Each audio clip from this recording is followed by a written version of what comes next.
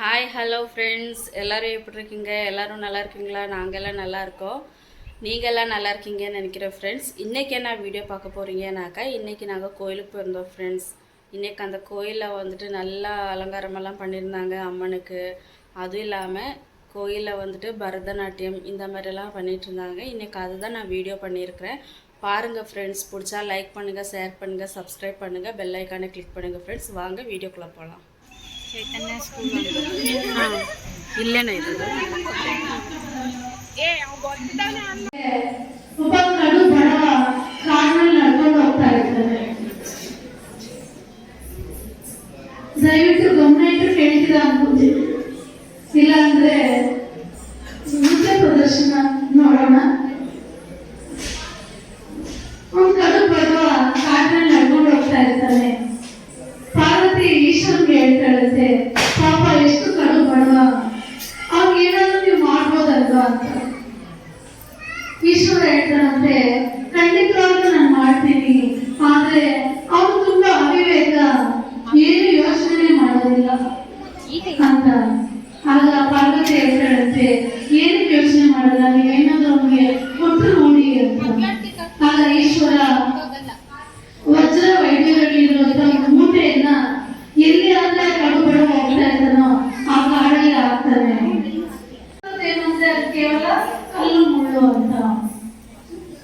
ಮುಂದೆ ಹೋದ್ಮೇಲೆ ಅವನು ಈ ತರ ತಿಳ್ಕೊಳ್ತಾನೆ, ನನಗೆ ಕಣ್ಣಾದ್ರೂ ದೇವರು ಕೊಟ್ಟಿದ್ದಾನೆ ಅಂತ. ಆಗ ಈಶ್ವರ ಪಾರ್ವತಿ ಹೇಳ್ತಾನೆ, ನೋಡ್ದಾ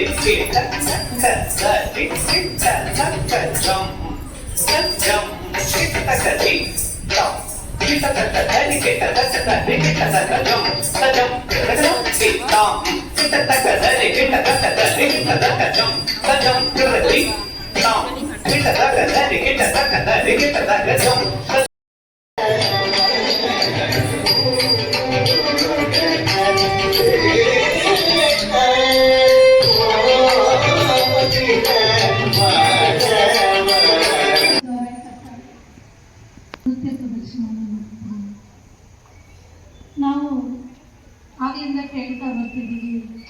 ಮಾನವ